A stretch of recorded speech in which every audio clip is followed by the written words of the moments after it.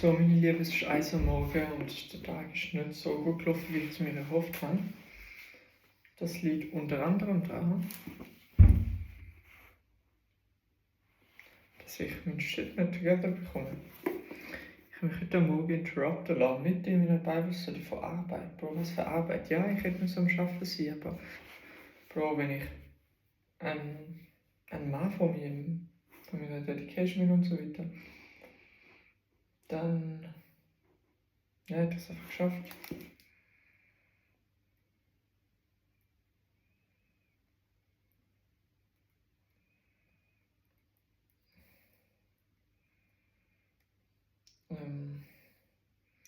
Ja, muss ich noch mal schauen, wie ich das mache.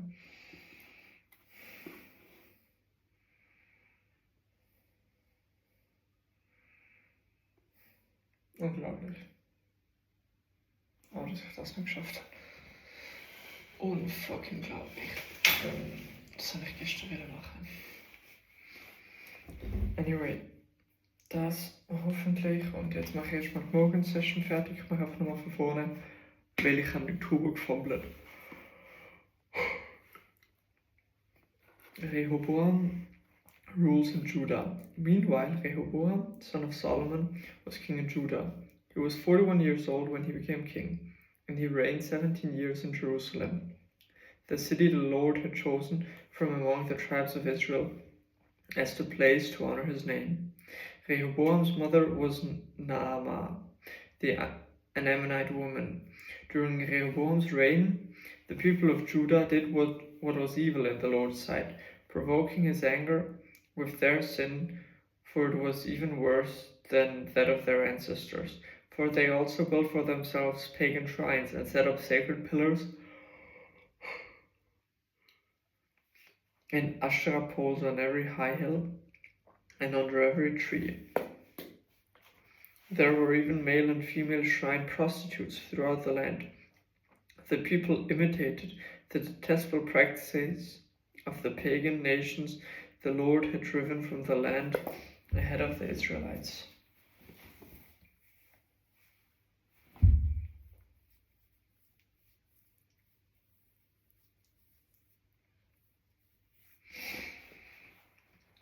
Ahead of the Israelites.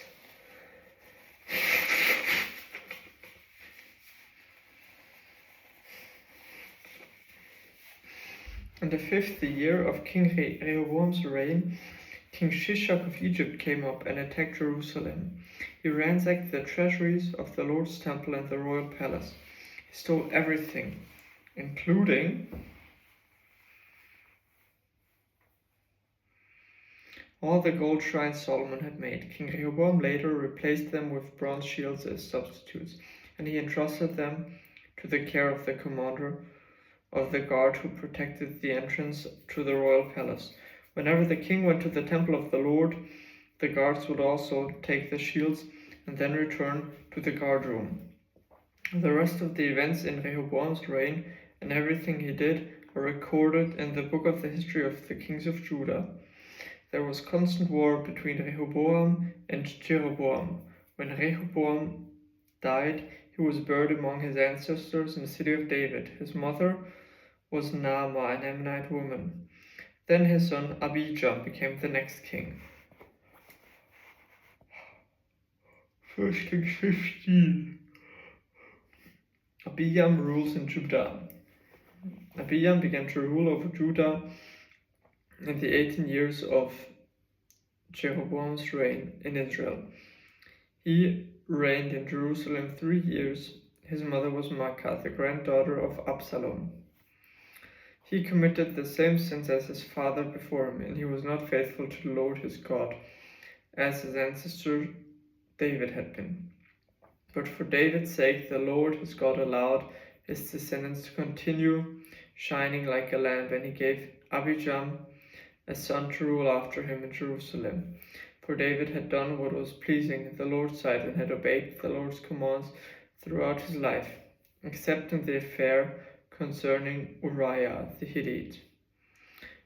There was war between Abijam and Jeroboam throughout Abijam's reign. The rest of the events in Abijam's reign and everything he did are recorded in the book of the history of the kings of Judah. There was constant war between Abijam and Jeroboam. When Abijam died, he was buried in the city of David. Then his son Asa became the next king.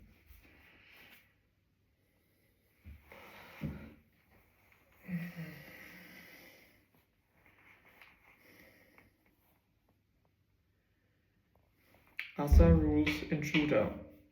Asa became to rule over Judah in the 20th year of Jeroboam's reign in Israel. He reigned in Jerusalem 41 years. His grandmother was Maacah, the granddaughter of Absalom. Asa did what was pleasing in the Lord's sight, and his ancestor David had done. He banished the male and female shrine prostitutes from the land and got rid of all the idols his ancestors had made.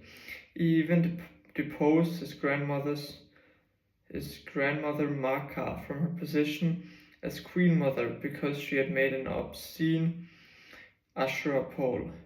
He cut down her obscene pole and burned it in the Kidron Valley. Although the pagan shrines were not removed, Asa's heart remained completely faithful to the Lord throughout his life. He brought into the temple of the Lord the silver and gold and the various items that he and his father had dedicated. There was constant war between King Asa of Judah and King Baasha of Israel. King Baasha of Israel invaded Judah and fortified Ramah in order to prevent anyone from entering or leaving Asa's territory in Judah. Asa responded by removing all the silver and gold that was left in the treasuries of the temple of the Lord and the royal palace. He sent it with some of his officials to Ben-Hadad, son of Tabrimon, son of Hazon, the king of Aram, who was ruling in Damascus, along with his message. Let there be a treaty between you and me, like the one between your father and my father. See, I am sending you a gift of silver and gold. Break your treaty with King Baasha of Israel, so that he will leave me alone. Ben-Hadad agreed to King Asa's request and sent the commanders of his army to attack the towns of Israel. They conquered the towns of Iyun, Dan, Abel Beth Makkah, and all the Kinnereth, and all the land of Naphtali. Soon as Baasha of Israel heard what was happening, he abandoned his project of fortifying Ramah and withdrew to Tirzah.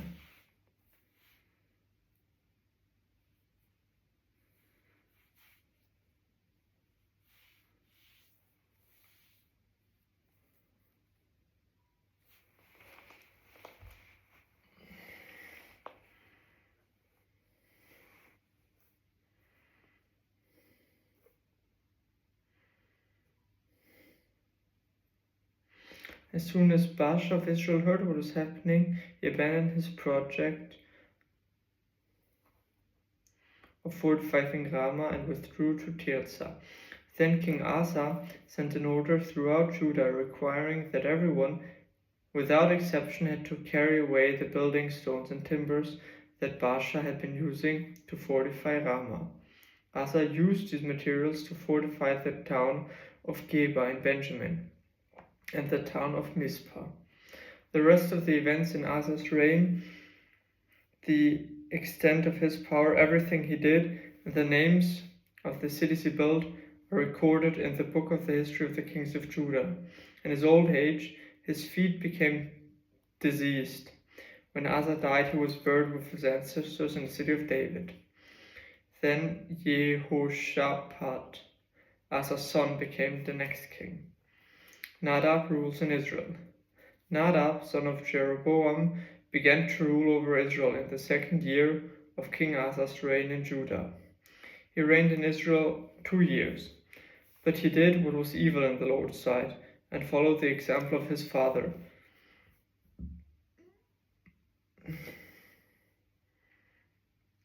continuing the sins that Jeroboam had led Israel to commit.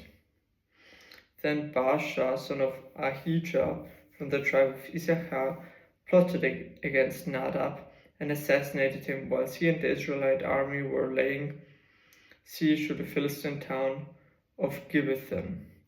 Baasha killed Nadab in the 3rd year of King Asa's reign in Judah, and he became the next king of Israel. He immediately slaughtered all the descendants of King Jeroboam, so that not one of the royal family was left, just as the Lord had promised concerning Jeroboam by the prophet Ahijah from Shiloh.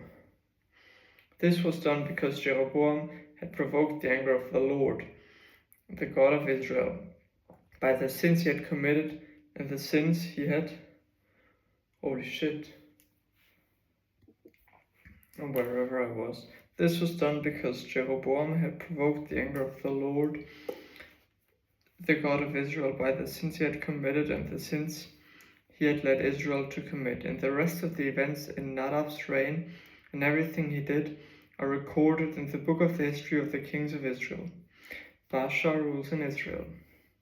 There was constant war between King Asa of Judah and King Baasha of Israel. Baasha, son of Ahijah, began to rule over all Israel in the 3rd year of Asa's reign in Judah. Baasha reigned in Tirzah for 24 years, but he did what was evil in the Lord's sight, and followed the example of Jeroboam, continuing the sins that Jeroboam had led Israel to commit.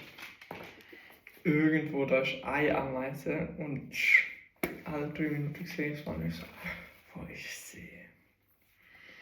Anyways, 1 Kings 16, this message from the Lord was delivered to King Baasha by the prophet Jehu, son of Hanani. I lifted you out of the dust to make you ruler of my people Israel, but you have followed the evil example of Jeroboam. You have provoked my anger by causing my people Israel to sin.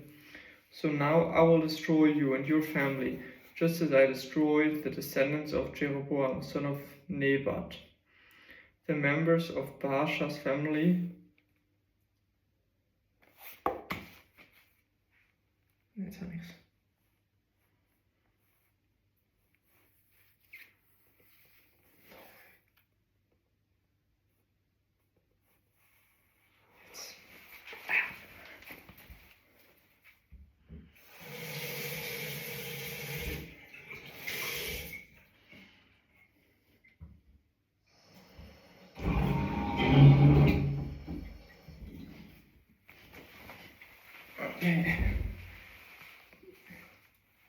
ich habe es nicht umgebracht, es ist einfach am Schwimmen in der Abwasserleitung. The men destroyed the descendants of Jeroboam, son of Nebat. The members of Baasha's family who die in the city will be eaten by dogs, and those who die in the fields will be eaten by vultures. The rest of the events in Baasha's reign and the extent of his power are recorded in the book of the history of the king of Israel. When Baasha died, he was buried in Tirzah. Then his son Elah became the next king. The message from the Lord against Baasha and his family came through the prophet Jehu, the son of Hanani, and it was delivered because Baasha had done what was evil in the Lord's sight, just as the family of Jeroboam had done, and also because Baasha had destroyed the family of Jeroboam. The Lord's anger was provoked by Baasha's sin. Elah rules in Israel. Elah, son of Baasha, began to rule over Israel in the 26th year of King Asa's reign in Judah. He reigned in the city of Tirzah for 2 years. Then Zimri, who commanded half of the royal chariots, made plans to kill him. Holy shit.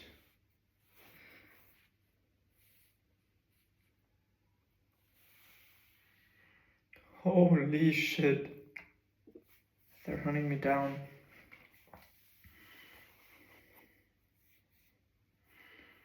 Made plans to kill him. One day in Tirzah, Elah was getting drunk at the home of Artsad, the supervisor of the palace. Zimri walked in and struck him down and killed him. This happened in the 27th year of King Asa's reign in Judah. Then Zimri became next king. Zimri immediately killed the entire royal family of Baasha, leaving him with not even a single male child. He even destroyed distant relatives and friends. So Zimri destroyed the dynasty of Baasha, as the Lord had promised through the prophet Jehu. This happened because of all the sins Baasha and his son Elad had committed, and because of the sins they led Israel to commit. They provoked the anger of the Lord, the God of Israel, with their worthless idols. The rest of the events in Elad's reign and everything he did are recorded in the book of the history of the king of Israel. Zimri rules in Israel. Zimri began to rule over Israel in the 27th year of King Asa's reign in Judah, but his reign in Tirzah lasted only 7 days. The army of Israel was then attacking the Philistine town of Gibeon. Then they heard that Zimri had committed treason and had assassinated the king. That very day they chose Omri, commander of the army, as the new king of Israel. So Omri led the entire army of Israel up to Gibbethon to attack Tirzah, Israel's capital. When Zimri saw that the city had been taken, he went into the citadel of the palace and burned it down over himself.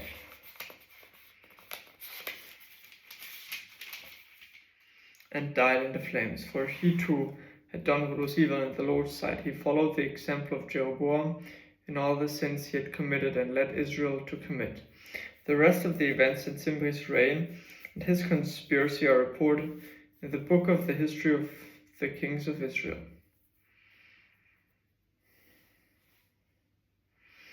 Omri rules in Israel, but now the people of Israel were split into two factories. Half the people tried to make Tibni, son of Ginath, their king, while the other half supported Omri. But Omri's supporter defeated the supporters of Tibni. So Tibni was killed and Omri became the next king. Omri began to rule over Israel in the 31st year of King Asa's reign in Judah. He reigned 12 years in all, 6 of them in Tirzah. Then Omri bought the hill now known as Samaria from its owner Shemer for 150 pounds of silver. He built a city on it and called the city Samaria in honor of Shemer. But Omri did what was evil in the Lord's sight, even more than any of the kings before him.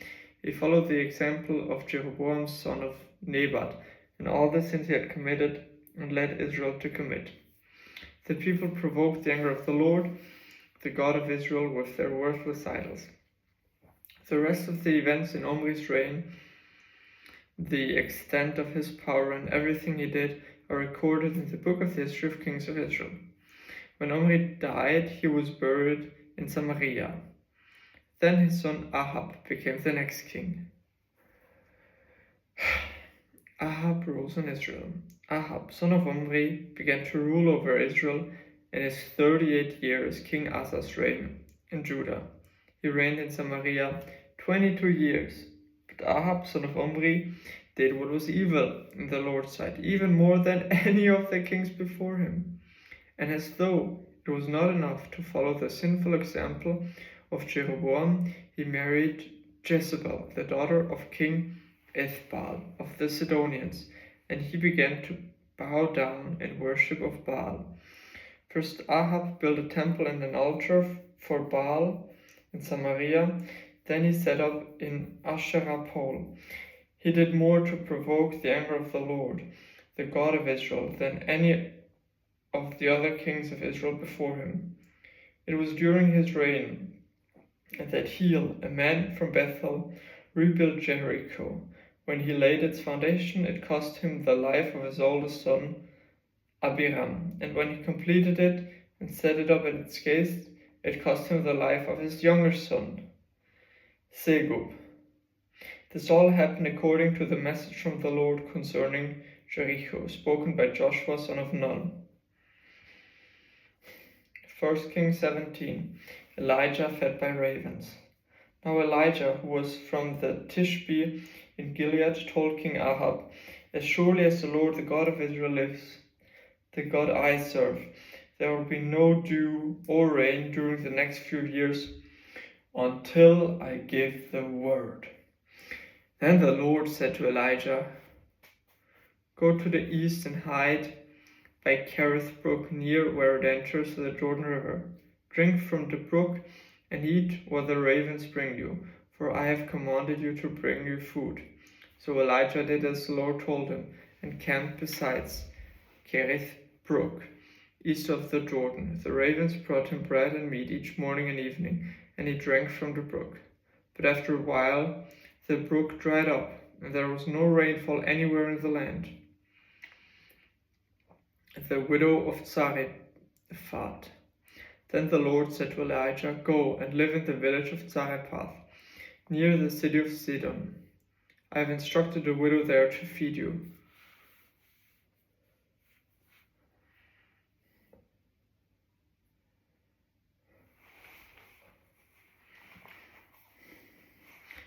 So he went to Zarephath. As he arrived at the gates of the village, he saw a widow gathering sticks, and he asked her, "Would you please bring me a little water in a cup?" And she was going to get it. As she was going to get it, he called her, "Bring me a bite of bread too." But she said, "I swear by the Lord your God, I don't have a single piece of bread in the house. I have only a handful of flour left in the jar and a little cooking oil at the bottom of the jug. I was just gathering a few sticks to cook this last meal. Then my son and I will die." But Elijah said to her, "Don't be afraid. Go ahead and do what you've said. But make a little bread for me first. Then use what's left to prepare a meal for yourself and your son. For this is what the Lord, the God of Israel, says. There will always be flour and olive oil left in your containers until time when the Lord sends rain and crops grow again." So she did as Elijah said, and she and Elijah, her family, continued to eat for many days. There was always enough flour and olive oil left in the containers, just as the Lord had promised through Elijah. Some time later, the woman's son became sick.